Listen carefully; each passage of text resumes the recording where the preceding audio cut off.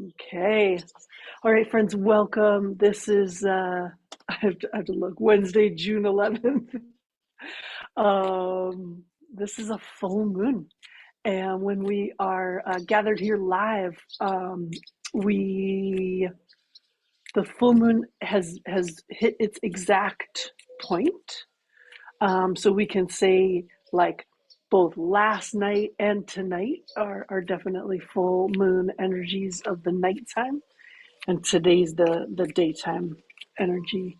The full moon was exact at like midnight 30-ish Pacific time. So this is not the easiest moon. We had nicer moons like last month, to be honest with you, maybe even the month before. It, it's it's not that the moon part is rude. It could be. It could be a little bit rude. But we are really stacked astrologically right now with some newer energies, newer conjunctions. And also all that stuff that we had in the spring, transits that shifted in the spring, end of March, April, we've settled into that business. And where we are now is the next set of things.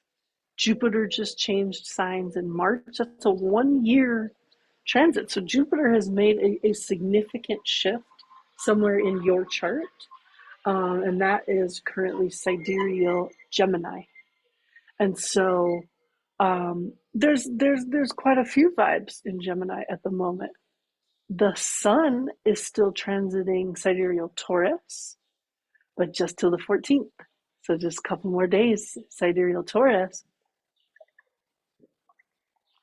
And then Sun is going to come into the mix in Gemini for 1 month transit. And who else is in Gemini? We've got Jupiter now doing its 1 year transit. It's currently going straight, so that's cool. And Jupiter and Sun coming together, that's a lot of energy. That's a lot of expansion. That's vibes. And who else is coming into the mix is right now Mercury is transiting in Gemini. So we've got Mercury and Sun. Sun's on the way, but right now we've got Mercury Venus conjunction, and that's like very positive. Second, Gemini is the natural third house, so we'll have some themes in there around our siblings and communication and courageousness. I mean, I think we could flag that right there. That like in response to the level of injustice and ongoing injustices that we're seeing and experiencing, we're starting to see courageous actions by people of just being like, that's it, enough is enough, we don't want this, like I'm in particular referencing what's happening in some of the major cities, particularly LA. But LA is not the only city where this is going down. That's just the one that's really media sensationalized. But these kind of pushbacks, protests, and community levels of organizing around like alerts and communication systems. That's in Chicago. That's in Minneapolis. It's all over actually. But we also have these super exacerbating factors and so much fire, right? So the nodes of the moon in the Vedic system are called Rahu and Ketu. And I think I told this story a couple circles ago, maybe the last circle, the one before, of Rahu really wanted to be a planet when planets were getting handed out in the court of Vishnu.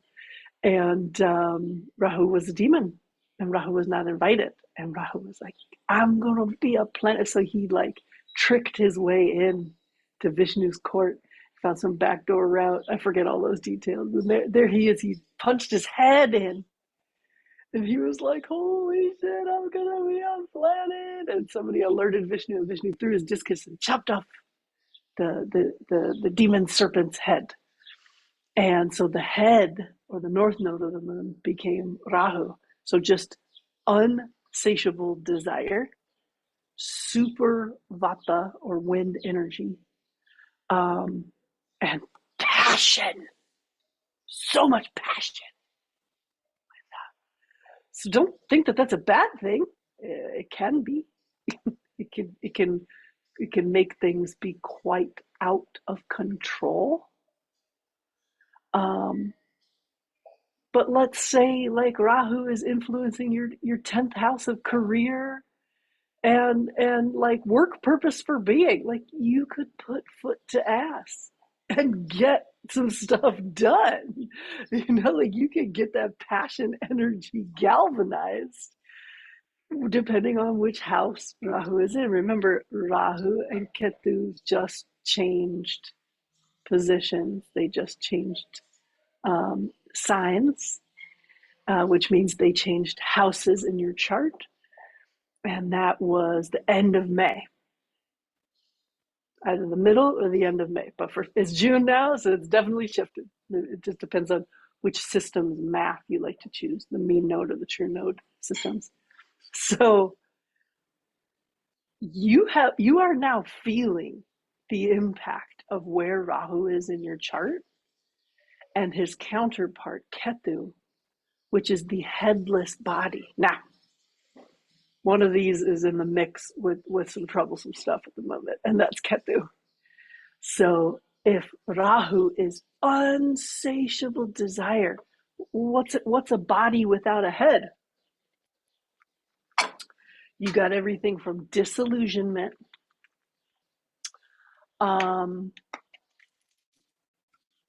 Rahu is more like too good to be true. Like you better look out if Rahu's in your 5th house of romance. You know, hey, Rahu gets in the 7th house of partnerships. Like, just slow it down. Whatever's going on. There's more themes, luckily, than just romance for the 5th house. Is also children and creativity, mantra. Yeah. But Ketu is literally headless activity. Ketu is the most spiritual of all the grahas, of all the planets, because we need Ketu's influence of detachment in order to cultivate spiritual attainment. Oh, I gotta drink this water, y'all. I gotta stay hydrated. Yes, yeah, that's part of the message. I'm role modeling. Mm-hmm. So Ketu has Rahu is now not transmitting transiting sidereal Aquarius, which is actually a very exciting place for it because Aquarius is the masses. So part of what is fueling pushback is Rahu in Aquarius. Like the masses are starting to just get a little riled up. You got all this yang energy. We got the summer solstice next week, and I'm still coming to more of this fiery storytelling. Like, yeah, we will see protest through the summer. And yeah, we might see the versions of like rioting and violence and unfortunately, headless activity. So there is a real danger tone to what's going on. So we have to participate, however we're going to participate, quite cautiously. Yeah, there's a very important like attention.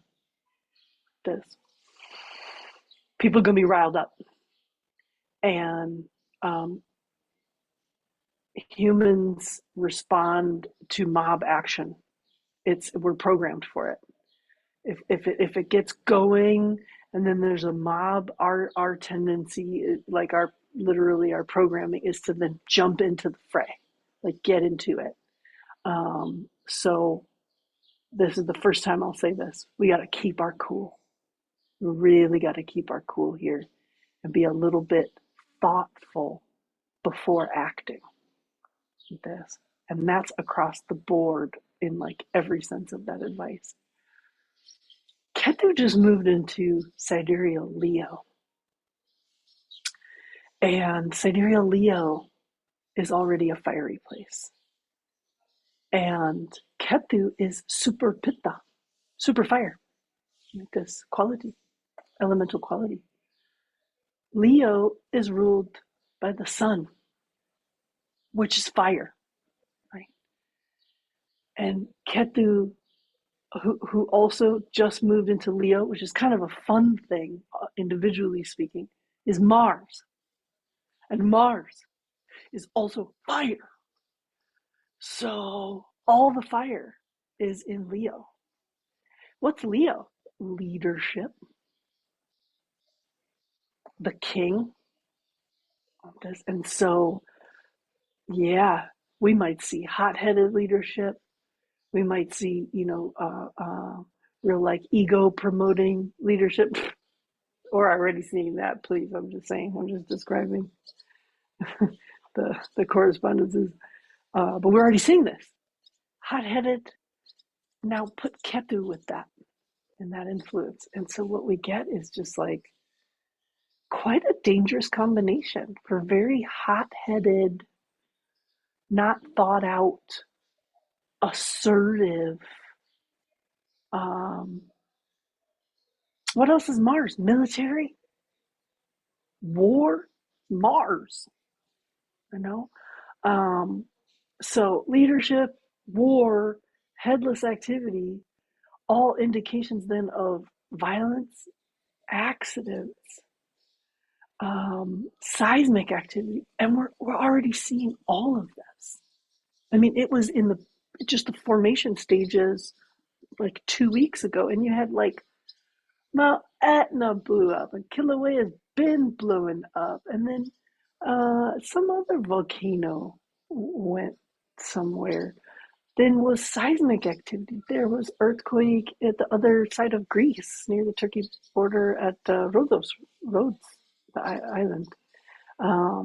There was seismic activity in Morocco. It was like all in this one little cluster. I was like, ooh. You know. So how does this all land for us? It's going to be a hot summer. And, I've been saying this in every channel that I have, and that is that this isn't the type of fire that the remedy is just simply cool down. This fire is so hot that you have to work with it. You have to move this Agni, this fire energy. This is alchemy. Of course, we will also need the relaxing practices so that we don't burn the yin in the high yang season. The summer solstice is next week. So think about 5 days before and 5 days after the 20th. So from the 15th to the 25th, which actually gets us all the way to the next new moon on the 25th.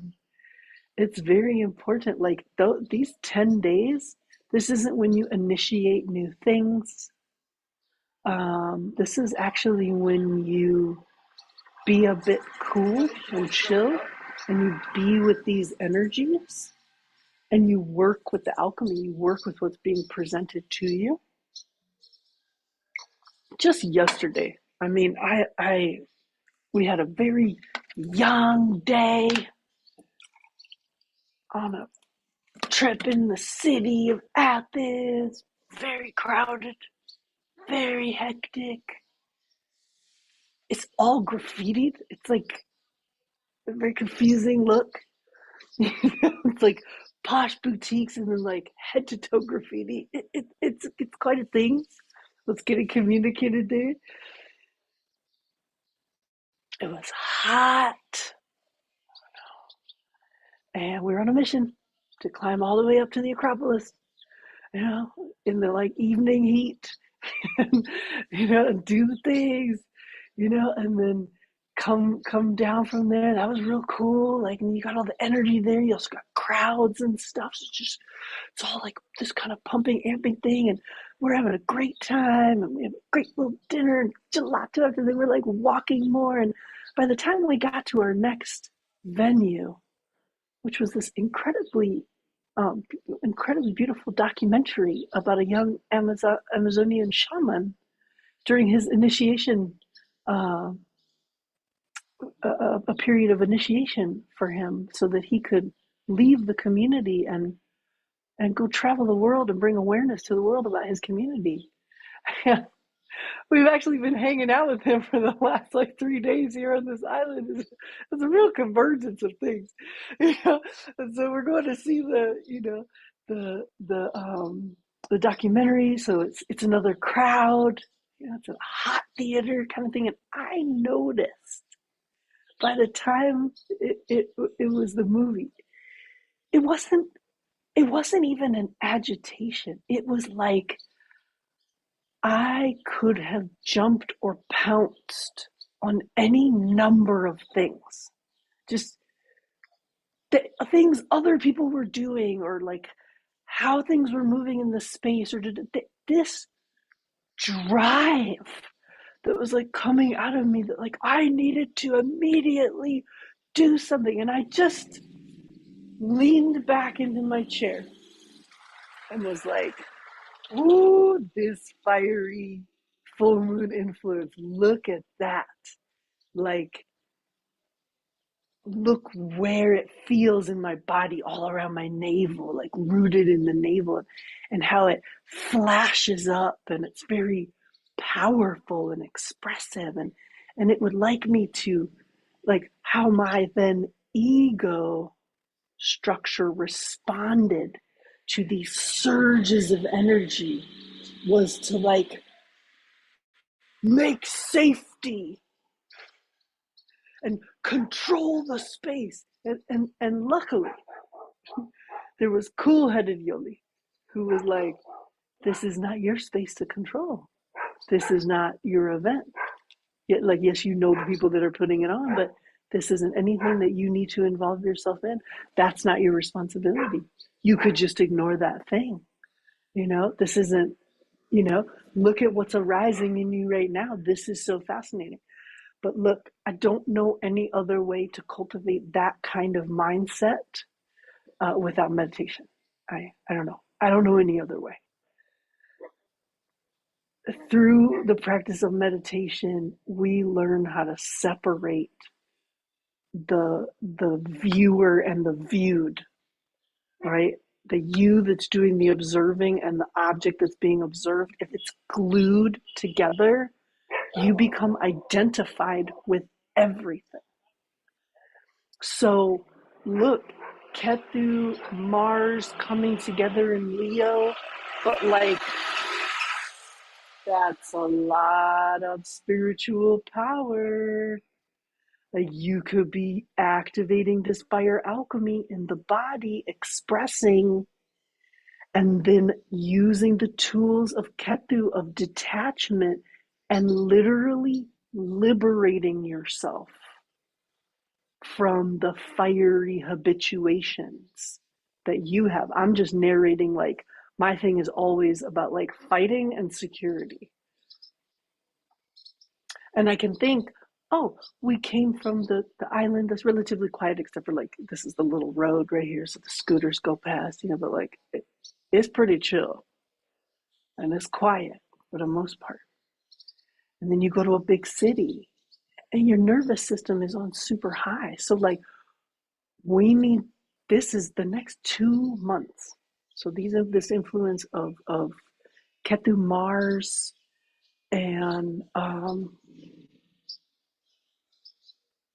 then a conjunction, Ketu Mars Saturn conjunction that's coming too. So it's like June, July. Maybe we could summarize the practices to be done as nervous system regulation. I mean, that's where we started in the navigating chronic conditions class last week. Like, it's the seasonal vibe. Like, this is really about nervous system regulating. And that requires all sorts of input, everything from social interaction, time in nature, moving, open, expansive views, also rest practice, good sleep, all the other lifestyle hygienes, right?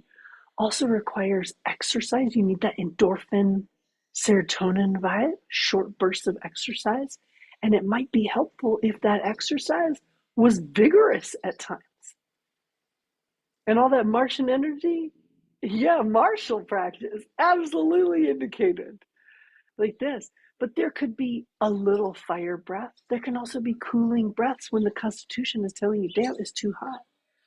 On the cooling end of things, we have to pay attention to our hydration.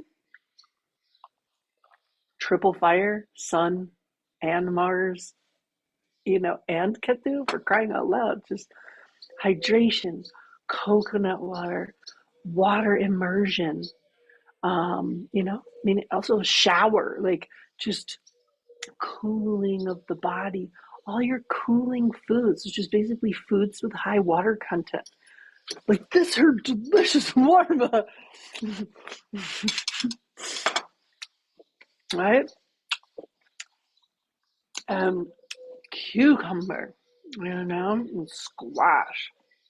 I still haven't gotten tired of courgette. I said some stuffed Greek courgette yesterday. With zucchini.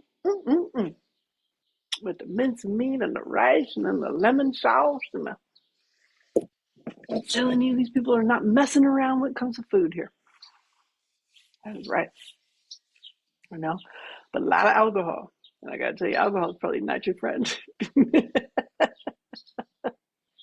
And not fire water, you know what I mean? Smoke all the weed you want, right? Like, you might want to take a breather on the alcohol. I'm just saying, your girl's way off. So I'm free. Also, my pocketbook is free. I don't even know how I ever paid for alcohol, considering how much I drink. I'm also an eater, so it wasn't like I was replacing food with alcohol. Anywho, so I hope you're getting the picture on that. And it's a serious one. And these nodes of the moon link to this full moon also. So we're getting what our community astrologer Pamela McDonough described as a fairly rare square. So sun and moon, where they're placed in opposite spots.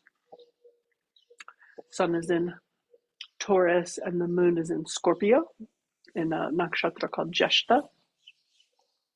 And I'll come to that because it's not a fun place. This isn't a fun moon.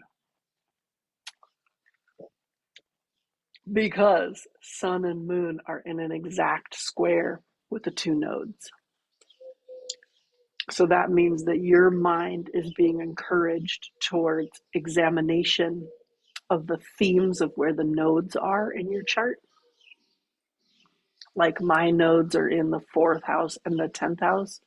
Home, mother, comfort, career, dharma, purpose. So that's a lot. And that's going to get super activated. And it's one of these moments where it's kind of like a cut the bullshit moment. Like you need to cut out whatever is preventing, because the nodes are like eclipses, right? So you need to cut out whatever is the crap. And it is going to be cut out for you. Like it will, it's basically like scheduled. The more that you're a part of recognizing what's getting cut out and letting it go quickly, the better. So it's a big transformational moon. And then we look to these outer events, especially things happening in the United States, but it's not just the United States, right? Like, I'm sure someone who is more expert in mundane astrology, which is the astrology of everyday events, could explain to us what is activated right now in terms of judicial and legal dimensions, because that's what we're seeing, that like even the Gaza Freedom Flotilla and the mezzanine boat, like what one of the things aside from just putting supplies on a boat and trying to break this blockade and get this boat into Gaza, what they're putting on display is the legal implications, the laws that govern, that these people are in international waters, that they can't be kidnapped by Israel legally and put through something. But we're in this kind of like big scary moment where people can get kidnapped and disappeared, and that's being used as a tool of incredible intimidation and terror. So an important part of the visible campaign of the Medellin is this legal aspect. Along these lines, I can say similarly, but along these lines, in the United States, the pushback on these ridiculous political moves by the Trump administration, it's all being fought in a judicial context. I know usually judicial things is Libra, is the domain of Libra, but I haven't done the research enough to say like what on earth is this. What I hear more about is the masses. Aquarius was ruled by Saturn. Saturn is all about the masses, the worker class, the labor class. So Saturn is going to get activated in that Mars Ketu conjunction.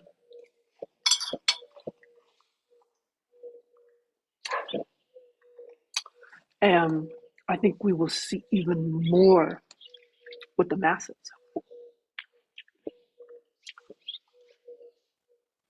But because those that hold power are so dug in right now with their propaganda and their flimsy plans and their just insatiable greed and their grotesqueness, their grotesque actions, I'm really out here personally praying for peace. The fighting looks very inevitable, but that doesn't mean that I like it or I'm resigned to it. So let's pause and consider our individual contributions, right? Like, how are we staying reasonably informed through credible sources? How are we equipping ourselves for being better humans?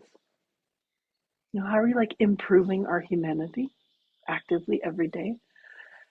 How are you working on your skills, honing your gifts, cultivating your contribution tools, your community contribution tools? That's still really important. How is your health? Are you working on your health?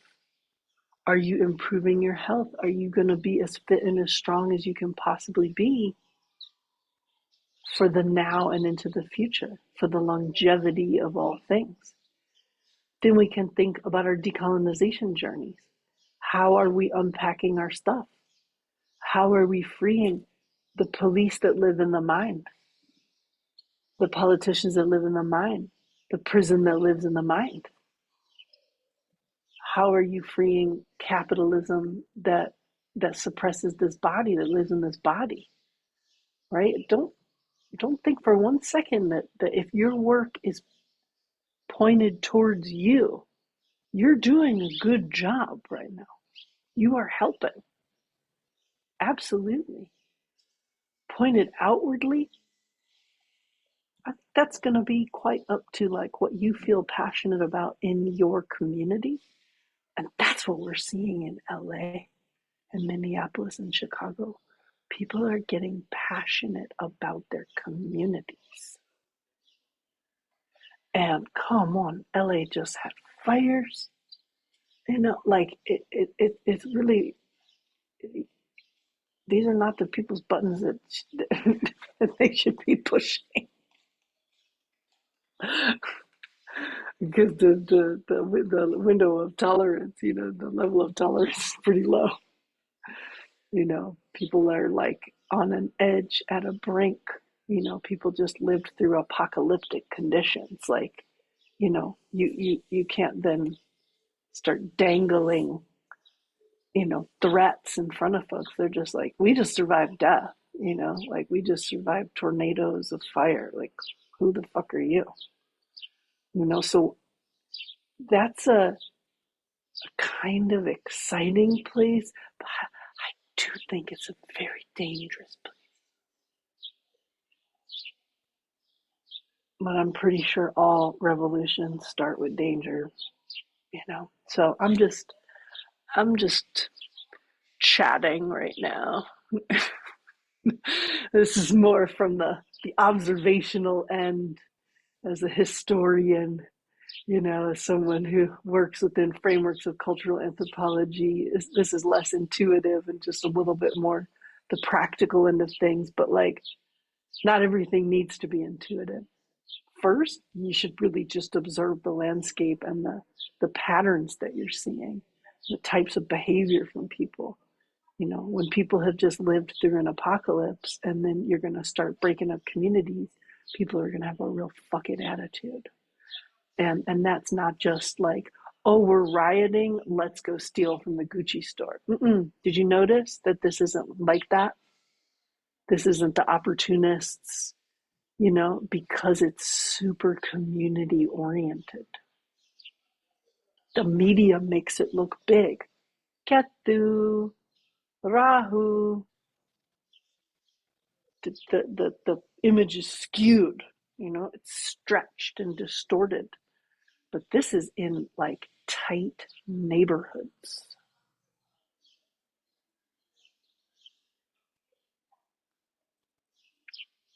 I believe in the power of the people.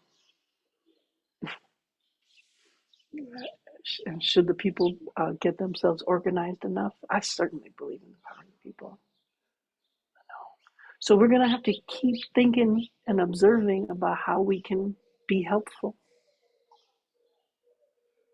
And whatever is your neighborhood, you know, you need to be plugging into your locale.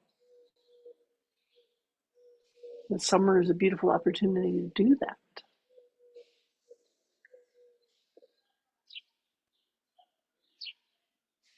The rest of this moon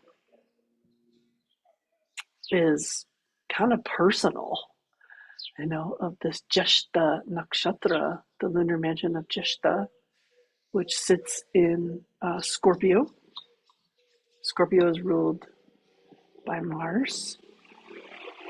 Fire! And I think the co-ruler is Rahu. And the ruler of this specific, where the moon is exact, is the little. So each of the nakshatras are divided into 4 parts. This is part of the fractal epistemology of the moon. And this is the original astrology. And as I just learned while I'm on pilgrimage, this is Ma's technology. And they used to do things like have these giant outdoor pools where they would do like reflective meditative practice with the night sky, like on dark moon times. Yeah, because how did we even get to astrology? I've told the story in so many circles, but I don't think you can tell it too many times. But the abridged version is observation of the ancestors. They observed, but they didn't just look up. They had these really incredible reflective practices. The cosmos above, the cosmos below, the, the cosmos around, the cosmos in this body, the cosmos in this body in the form of personality expression and fate and character type, um, patterns. Yeah. And then there's going into the caves and going down into the underworld to get to the cosmos, the primordial ocean, where the great serpent resides. Yeah, that's the origin of all of this. Everything from why the snakes are sacred in the sacred femme to astrology. This is the origins. So fascinating. So it's fractal, and Mercury governs the place where this full moon is exact. It's like 26 degrees, 26 minutes, I think, in Scorpio. So let me read to you a little bit from Bevan Bihari's Myths and Symbols of Vedic astrology. And I'm going to edit a little bit. Other things that are really important are the symbol of the nakshatra and the deity. So these tell us a lot of things. So who's the ruler of the pada, of the section, is Mercury. And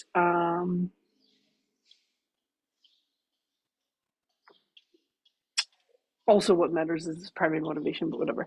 And the Vedic deity is Indra, the king of the gods. The three stars constituting the asterism resemble an umbrella or an earring, which are the symbols assigned to it. Jeshta means the eldest sister, the middle finger, or the holy river Ganges. A sense of reverence and respect is connected to it.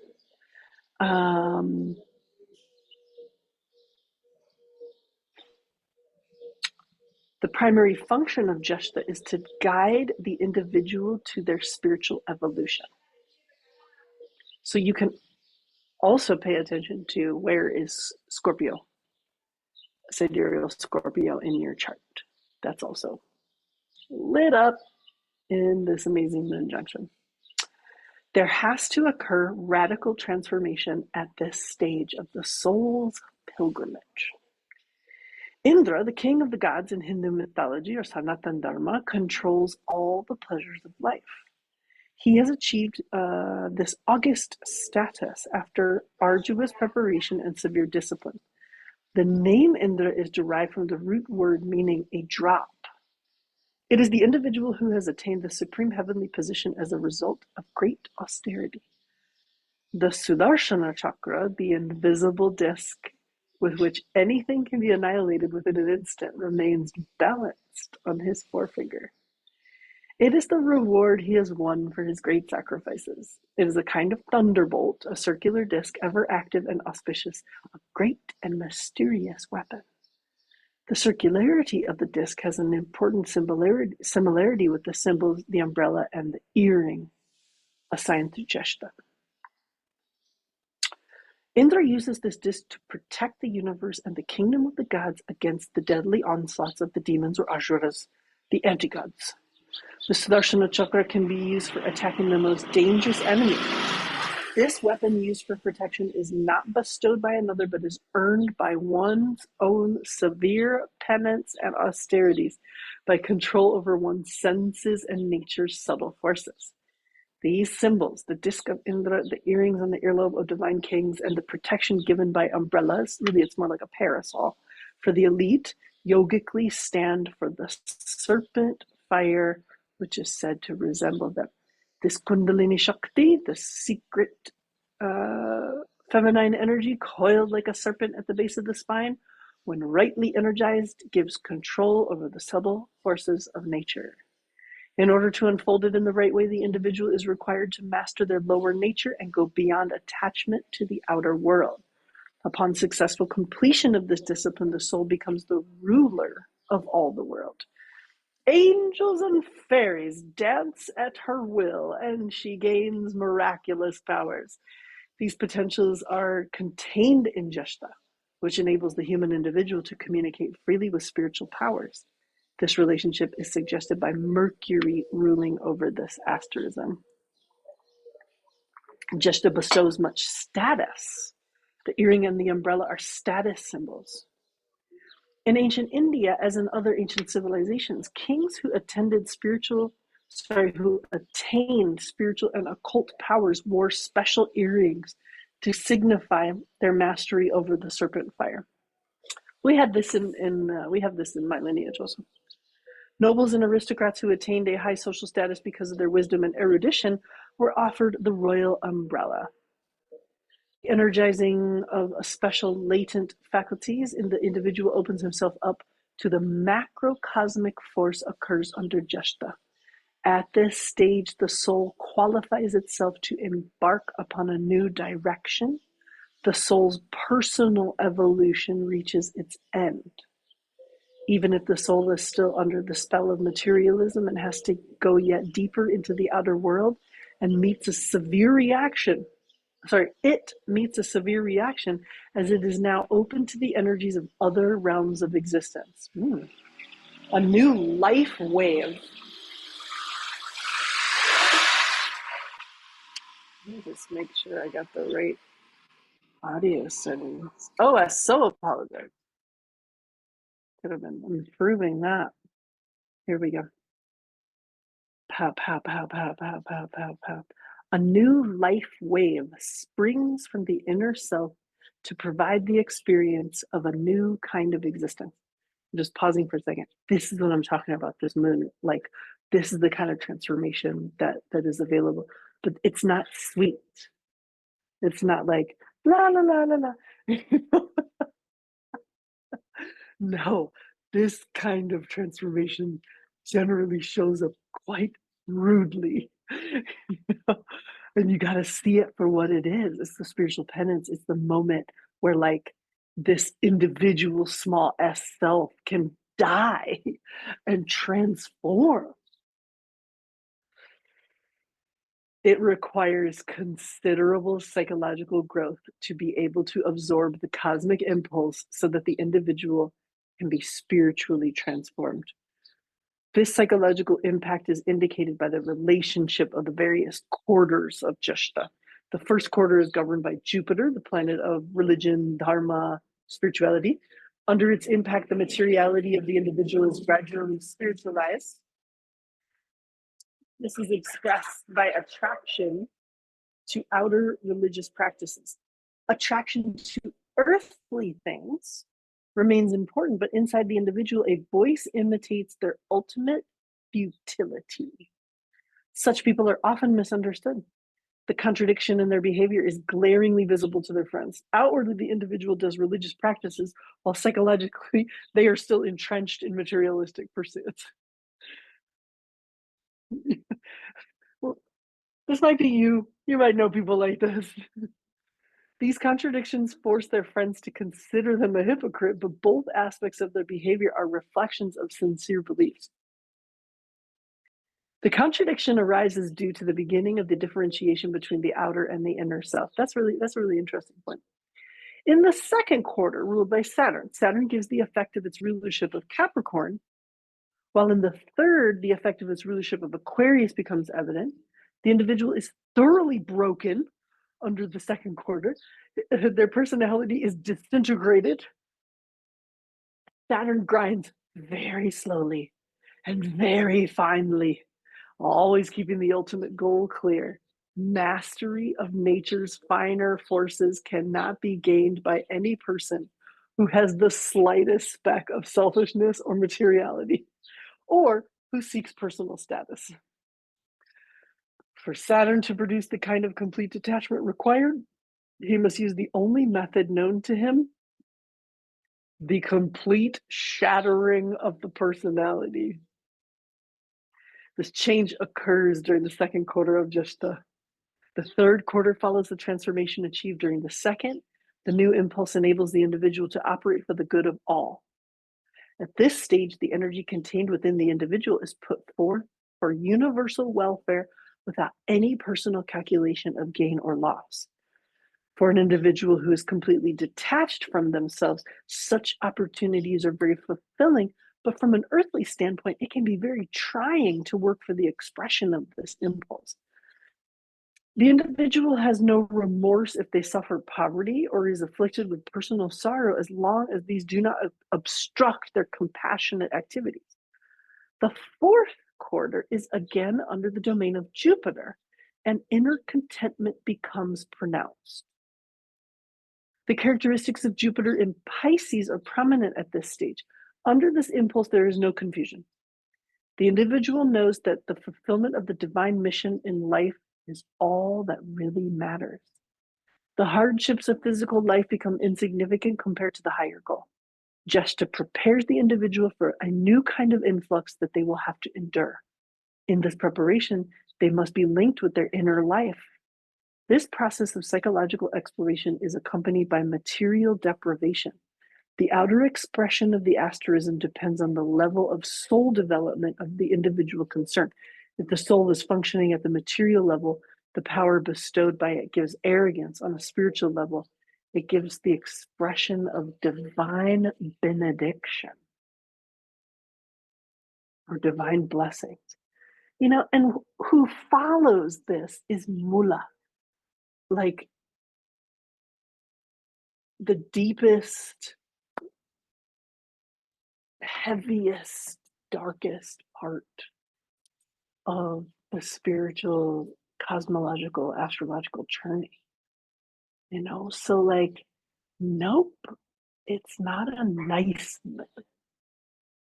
And if it's rude, that's a great thing on a personal level, right? Like, let whatever needs to be ground in the mill of center, let it be ground down. What else are you here for? Like, seriously, what are you here to do? Are you here to like be like all these cronies? Like, look at them. Look where greed gets you. Straight up some Baron Harkonnen shit. You know what I mean? And I mean the one from the first Dune movie. I watched it as a kid. It scared the shit out of me. The imagery of his grotesqueness and his boils, and how he couldn't breathe and all the things. I mean, I appreciated the artistic interpretation of the Baron Harkonnen in the newer Dune movies, but it wasn't as like grotesque as the first movie. And I read the books also, and he was pretty grotesque in the book. So these guys are on some Baron Harkonnen crap. Like, it's all just so grotesque. Is that what you want? Wait, hang on. You think that's what security is? Is to hanker after wealth and resources because that's what's going to make you safe? Wake up. Like, it's time to wake up. It's been done time to wake up. At any point in time could have been time to wake up. But like, this is not the choice. And so like, I get it. If that's not the choice, then is this a binary? Yeah, yeah, because we're in the beginning stages of it all. And so yeah, that makes it a binary. And that binary is choose good, choose the divine, choose source energy, choose to like resonate yourself with source energy. All this fire, be the sun, like be the source energy, be the light in the universe, and radiate that everywhere. Bathe in it, let your cells vibrate with it. You don't have to subscribe to a deified concept. You don't have to subscribe to one of these, you know, historical archetypes, divine archetypes. You don't have to do that because thank you, Adam. Exactly. Because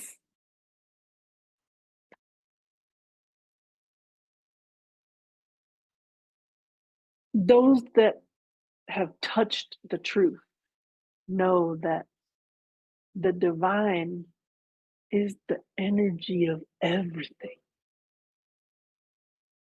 And when we cultivate source and return to source, we're just like powering up our internal battery.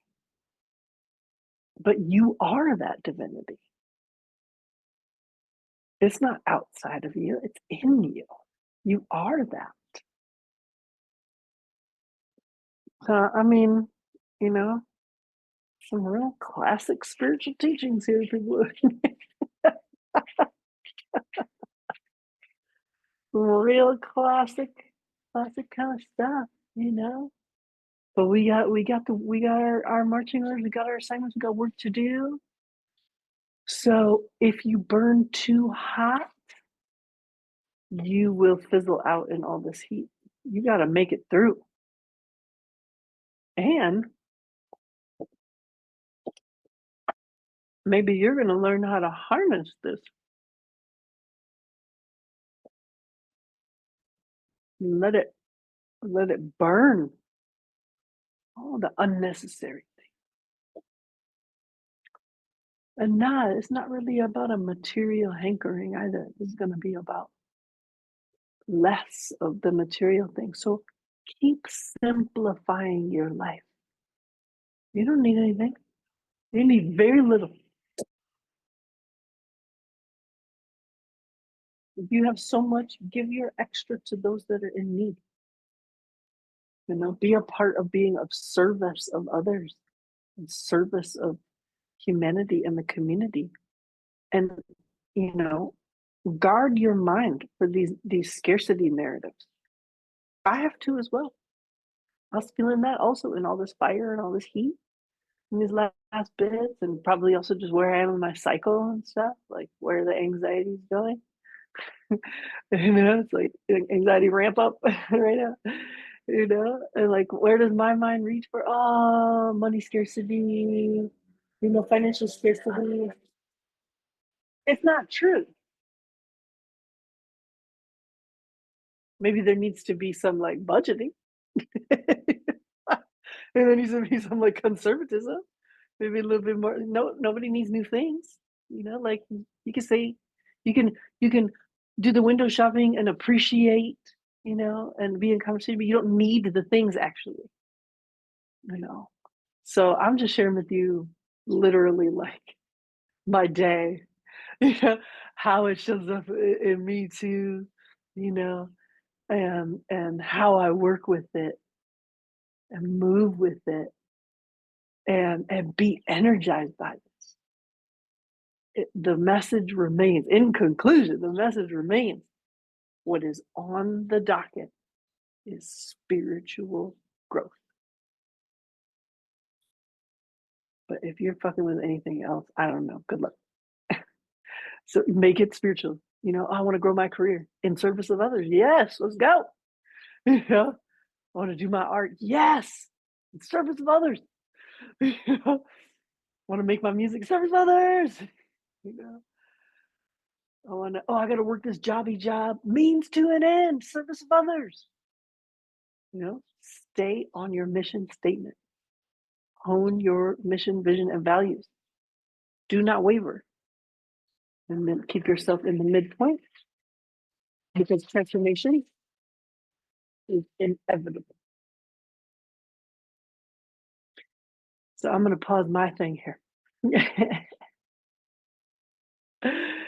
And as a postscript, so I'm not pausing, as a postscript, as a PS.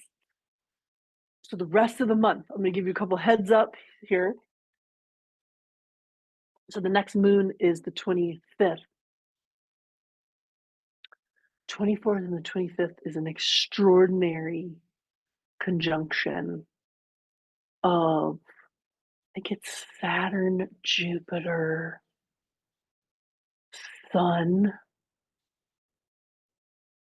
It's going to be something incredibly expansive and powerful.